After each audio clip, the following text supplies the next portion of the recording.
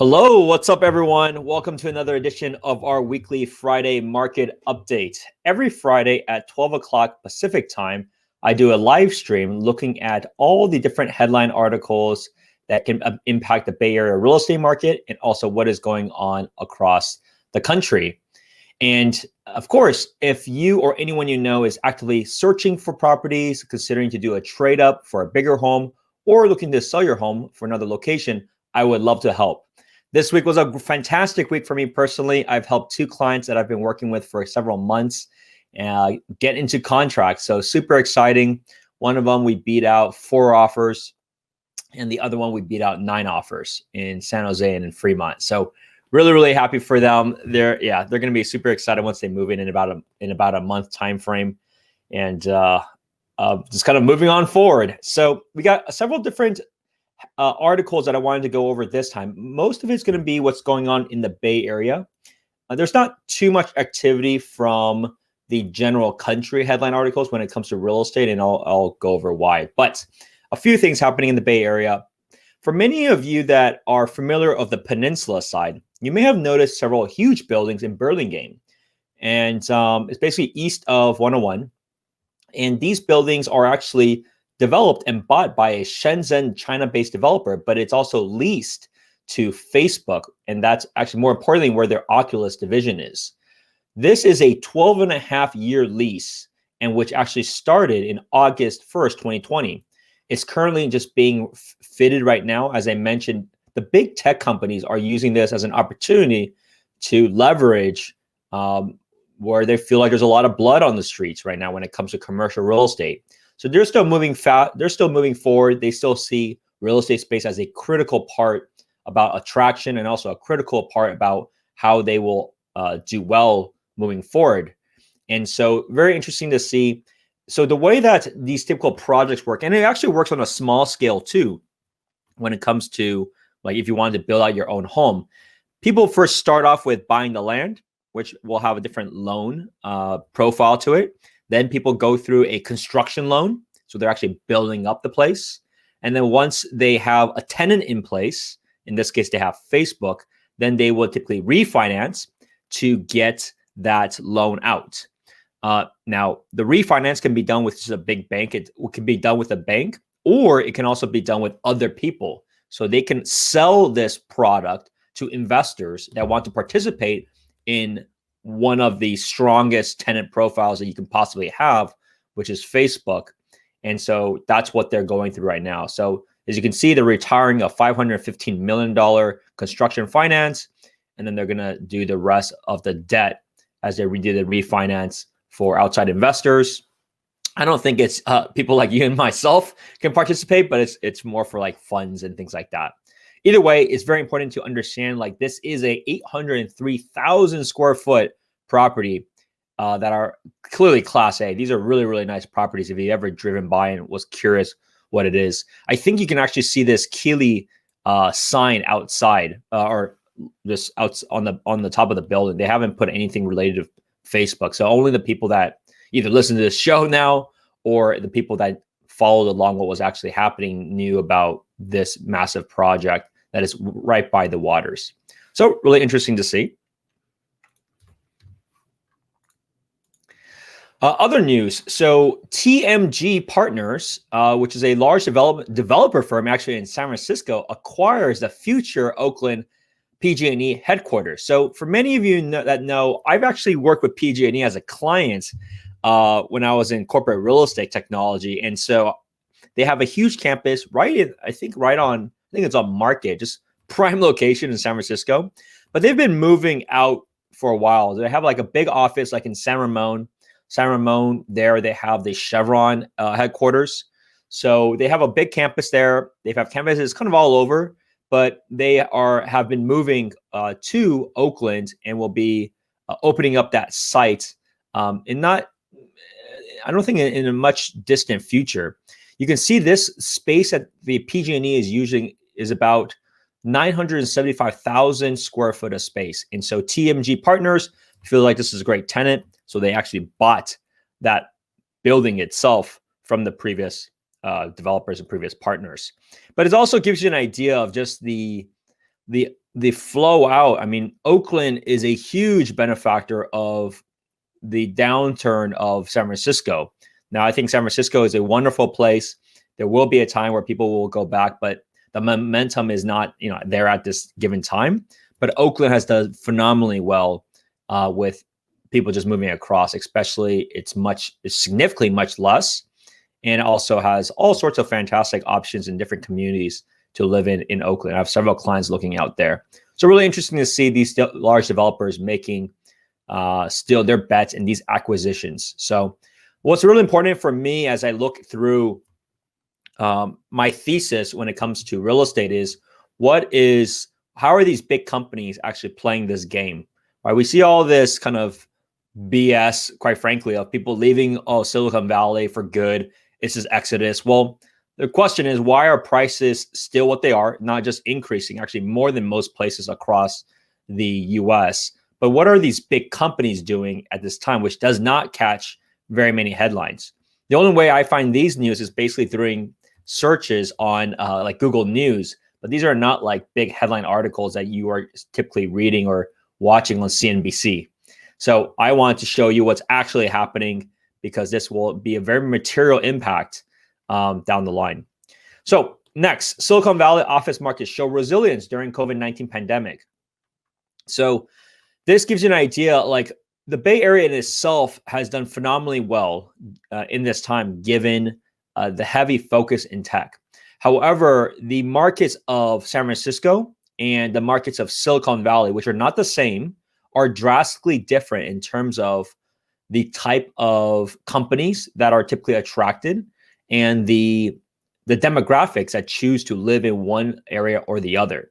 So San Francisco has done a phenomenal job, especially over the last 12 years, of being basically the startup hub of not just a country, but potentially of the world. You can argue places in China are also just as big.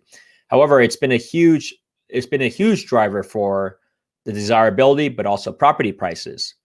However, the risk is those are usually smaller companies. They're much more at risk to potential downturns.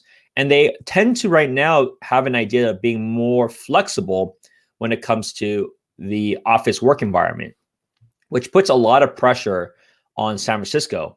However, Silicon Valley, on the other hand, and I've been going through this every single Friday, you see basically some sort of news from a big tech company every Friday about corporate real estate. They are much more cash rich. I mean, look at their balance sheets. I know Google, Facebook, these companies just made their earnings report this week. Phenomenal as usual, just incredible what they're doing. And they are still very bullish about these local markets, and they're still buying and building corporate real estate. So it's a very, very different dichotomy of what is actually happening in terms of how they are playing their game. So just something to be aware of. It will be interesting, especially for San Francisco, to see how they actually play out when it comes to offices. Now, make no mistake, my last week I did a post that Google is also expanding in San Francisco. They've always been in San Francisco, but they've also added additional space. Not the same as the corporate campuses down here, but still they will still continue to buy. And so the big tech companies will continue to expand in San Francisco, especially as prices are cheap now for them. But at the same time, San Francisco will have much larger problems moving forward, depending on how these smaller to medium-sized companies continue to react. So now, related to the market itself, pending home sales fell in September, but annual gain is the most important metric. I mean, of course, the year-over-year gain has been incredible, right? I mean, for several different reasons: the record low interest rates, the fundamental need for more space. So, like small little units, like one bedrooms or studios, are doing very, very poorly today. But single-family houses are doing as good as it has ever been, and at the same time, the flexibility of where you want to live is certainly now different, right? If you're spending the same amount of money on rent in San Francisco, you can easily buy a home for between like $800,000 to $1.2 million with the same monthly payments. So that's how stacked, like how much it has changed just drastically when it comes to low interest rates. So pending home sales fell in September. I'm not too surprised with that. I think a combination has to do with we are getting into the seasonality aspects. I have a post actually on Tuesday related to election. It's election Tuesday, and I have a post about like, does the election actually impact the real estate market? And you may be surprised with the answer, and I'll show you different data points as to what usually happens during the election time. But in general, we are going to be experiencing seasonality, the standard holiday, standard winter time frame as to when people decide to sell, and people just have more communal events. Even in this time, there's still families getting together. I'll show you the data itself. You can see that the number of listings is slowing down, which would mean the opportunity to go pending will also be lower. I mean, you can only buy what's available to buy. And so you'll see yourself once we get to the data. Another news, Zillow offers cuts 80 jobs, cites realignment. So Zillow is clearly one of the biggest consumer interfaces when it comes to finding properties. You have Zillow, you have Redfin, you have Truly, which is owned by Zillow. And then that's pretty much it. You have obviously some smaller ones like Realtor.com as well, but it's much smaller compared to them. And though I did just recently release my newest website, so you can take a look at properties there. And that way, my website at least does not sell your information. That's how these business models work for these other companies. Nevertheless, I digress. But Zillow has an arm, which is called Zillow Offers. And so for those that are not familiar with offers, this is a iBuyer program. Now, there are many iBuyers out there, and the largest is Opendoor, which I made a video a couple of weeks back about how the models works and their opportunity and challenges moving forward. But with Zillow Offers, they came really late to the game. And a lot of people they think it's just simple where, oh, wait, okay, this company that's, multi-billion-dollar company can just all of a sudden go into markets and start buying up properties and selling them and then make a giant business model. And then we're gonna end the realtor, we're gonna end the realtor career or end realtor industry altogether, which is definitely not the case. The tricky part of what they're doing is they're basically carrying the balance, because they're basically carrying the balance sheet of owning the homes. So if you think about their model, it's no different than if you bought a house, you had to buy a house and then you flipped it. But in this case, you flip it for a margin of 7%, something really, really low, single digit margins. And so you're really banking that you're going to be able to buy it at a good price, do the renovations to make the value add, and then sell it still at a premium that works, which is very, very difficult. So you would definitely, if I were you, if you want to look at this business model, you should take a look at the Zillow Offers and see how many properties that they are holding onto today. They're competing with other iBuyers. They're not competing with realtors per se. They're competing with an Opendoor in these companies. And so Opendoor has a huge advantage because they have way more data sets when it comes to this particular space of flipping homes. So it's a very competitive market actually between themselves. And then for them to make the margins work, it's not as easy as one may think. Hence why they've cut 80 jobs. And think about it, right? We are at an incredible time when it comes to the real estate market across the country, records, and they're still cutting at this time. So it shows bigger problems that now are just starting to get revealed of that ability for them to be an iBuyer. So I'm definitely not very bullish with Zillow when it comes to their iBuyer program. And so for some of you that may know, they also recently announced that they're going to be a broker now, or brokerage. So they would either hire agents or partner with agents. However, that's nothing new. Redfin has been doing that for a long time.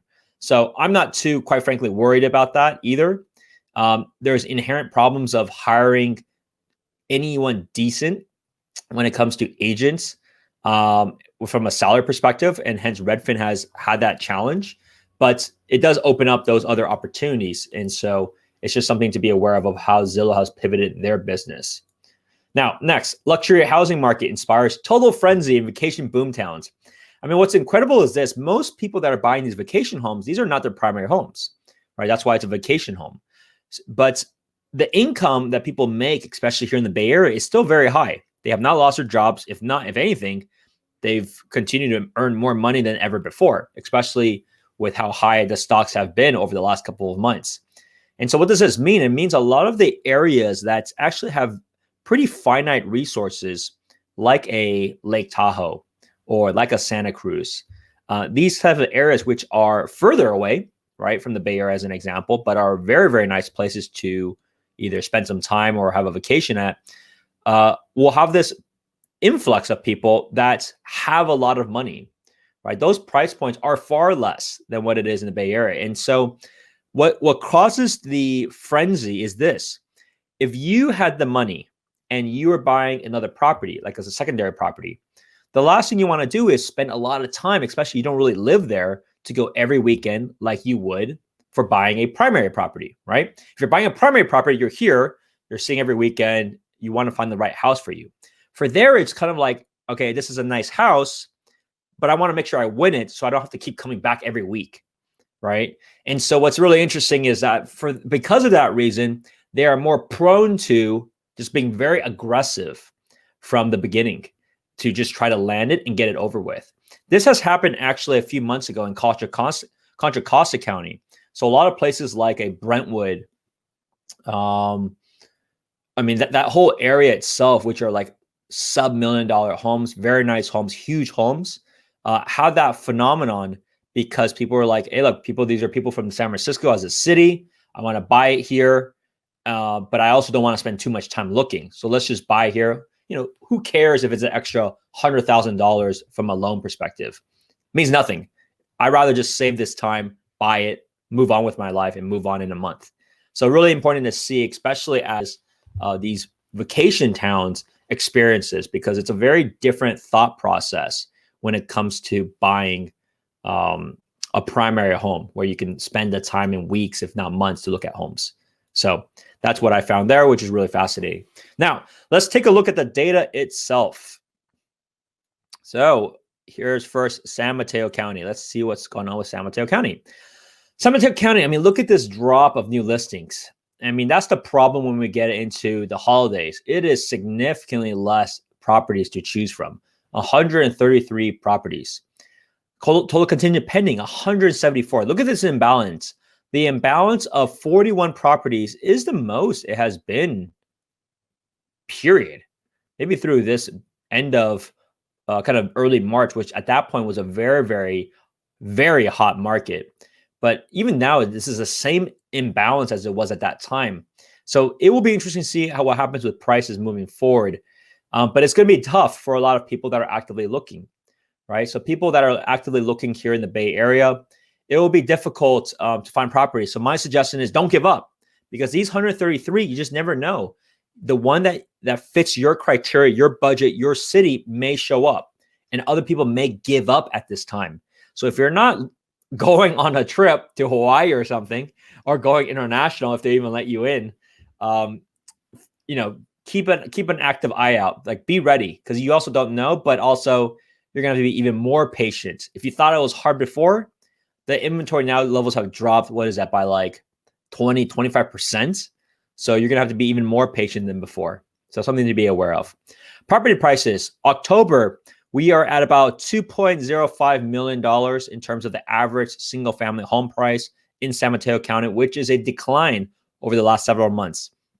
I suspect, so as I brought up last week, it was a little bit higher than the numbers that were month to date of last week, but so it got a little bit higher. I suspect this number will be relatively consistent, maybe drop a little bit slightly. You have to also remember, typically in the holiday seasons, you have to think about the people that are selling. There's not as many people selling, but why are they selling, right? So it may be a condition of a house that may require work. So it'd be good for those buyers that are willing to do that kind of work.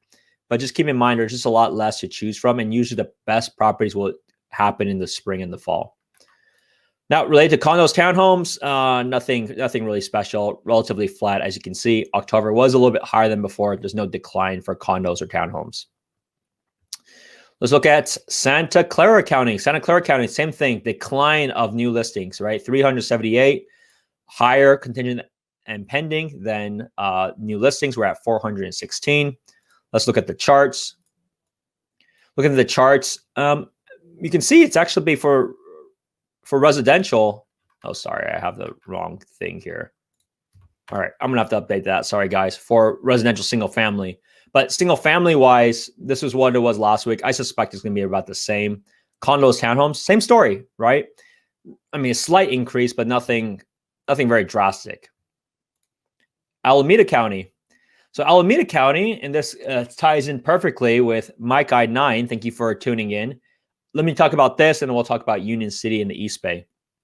So Alameda County condos and town single family, you can see just incredible increases in terms of prices, right? I mean, this is a huge jump in Alameda County, and this is also has several reasons. A lot of people, as I mentioned, from San Francisco are moving to the East Bay. Not just San Francisco, even San Mateo County, right? We looked at the numbers, $2 million average for a single family residential house.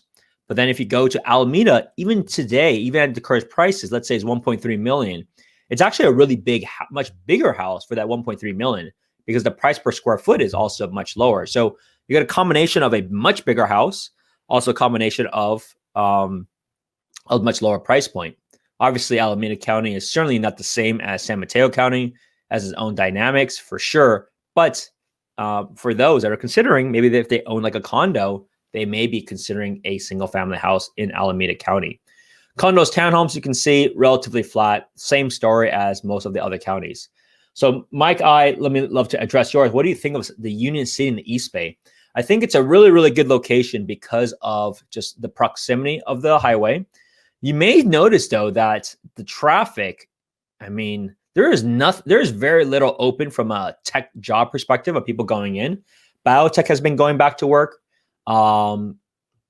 Hospitals and things like that have always been going on, but the corridor is getting kind of rough in terms of traffic, just nothing special.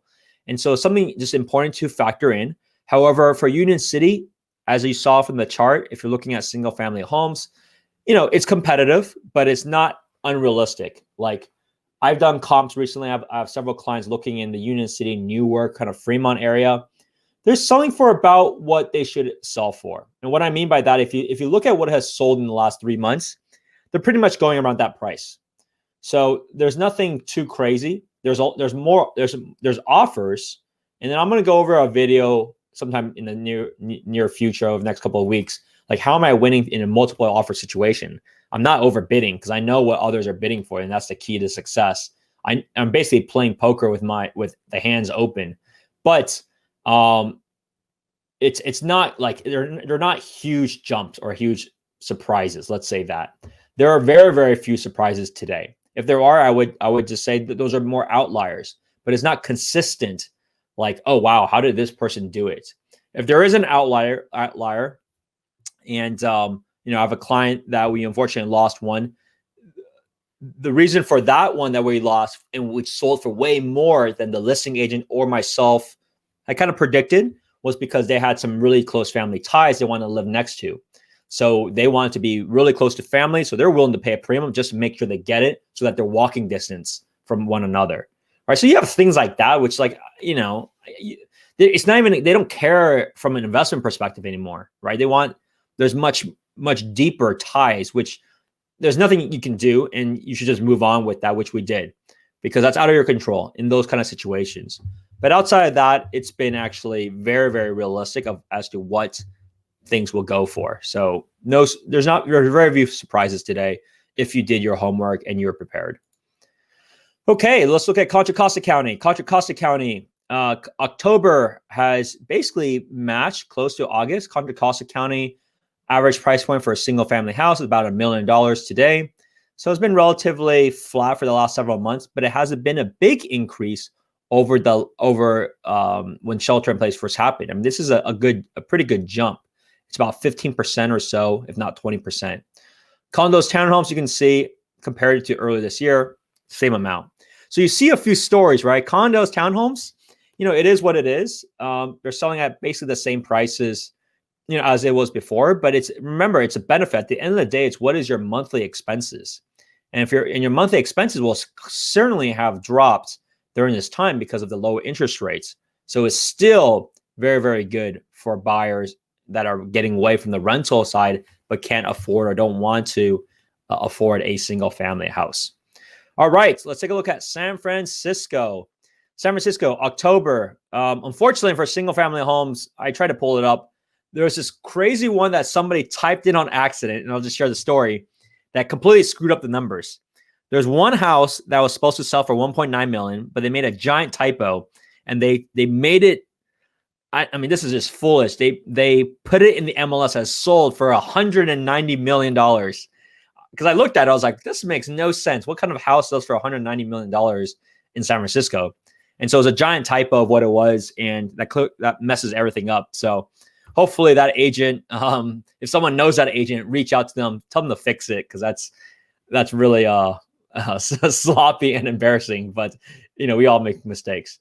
But either way, I think likely it probably had a decline from September, but probably not so much. I would say it's roughly around 1.9 still as the average price for single family. Looking at condos, the number that are active is at 14, a little over 1,400, and there's 413 homes that are pending and contingent, and there's 254 homes that have been sold, which is much lower than even the last couple of months. The average price points have declined since when we started tracking in June to about 1.28, but it's still about the same as it was back in May. So this is a decline. It's about a couple percent, 3 or 4%. It's not a steep decline, but as you can see, there is a lot of options to choose from. So for those that are considering to buy in San Francisco, I think long-term San Francisco is always going to be a desirable place for a lot of people. As prices drop, as you can see, as rental prices drop, people will be bound to want to come back when things are open, which things are starting to be open. So it gives people a lot of options. Like if you have a hard time today finding a property in San Francisco, I would say you're going to have to change your parameters, right? Because this is the most it has ever been in the last 15 years. So just keep that in mind. If you're having problems right now, which I have many clients that are, I'm talking to you guys, you're going to have to kind of change your parameters and just be more open, right? I mean, you can't, if you have a hard time problem now trying to find a property, pretty much every property and every building is on the market at this time. So you gotta change the expectations then. That's my half joke there. If you look at single family though, 445 that are active at this time, 281 that went contingent and pending. So still good number. It's still a pretty good number. Number is still 258. It's still moving along for residential homes. And last but not least, let's take a look at Marin County. So Marin County was one of the hottest markets as well. As you can see, if you compare it back to like the April timeframe when it went for $1.55 million, and September was one of the highest points, 1.84 million. It has dropped to now 1.7 million. Things have cooled down. It's still higher than it was in April, but it has slowed down versus like July, August, September. I think that the frenzy has slowed down for sure in that market. We have 210 that are sold, a little bit less than before, 330 active pending, 330 that are active on the market, and 285 pending. So not a lot to choose from though. So something just to be aware of. All right. Well, I hope you enjoyed this latest market update. Really appreciate you guys tuning in. It means a whole lot. I think I'm at 470 subscribers. So if you are watching this on social media, follow me on YouTube. Subscribe to the channel. If you're watching it on YouTube, thank you for tuning in as usual. If you haven't subscribed, be sure to hit that subscribe button. Hit the notification bell as well. You'll be notified every time I release a new video. And if there's anything that you want me to comment on or have a story on or tip on, feel free to leave it in the comments below. I read every single comment. I reply to every single comment as well. Really respect your time for this. It means a whole lot. It's been fantastic so far. And hopefully we'll close out the next 2 months with a few more transactions. But if there's anything else, of course, reach out anytime. Happy to have a conversation, and then we can figure out your scenario. Looking forward to the next one. Have a good weekend. Bye now. Thanks for making it to the very end of my YouTube video. If you like the content, please hit that subscribe button. Make sure you hit that little bell as well, since it'll give you notifications of when my next episode is. If you know of anyone that is considering to buy or sell a home here in the Bay Area, I'm never too busy to help more people. Always welcome to have a conversation, regardless if you're ready to go right now or if you wanted to buy 5 years later. Click on that calendar link and then you'll be able to book an appointment with me and love to have a conversation about your situation. In the meantime, I also do have a monthly newsletter, so feel free to hit that link below and then you'll be able to get my updates, personal updates that I write once a month in terms of what is going on with the market and some of my latest activities. Hope to see you at the next one. Thank you.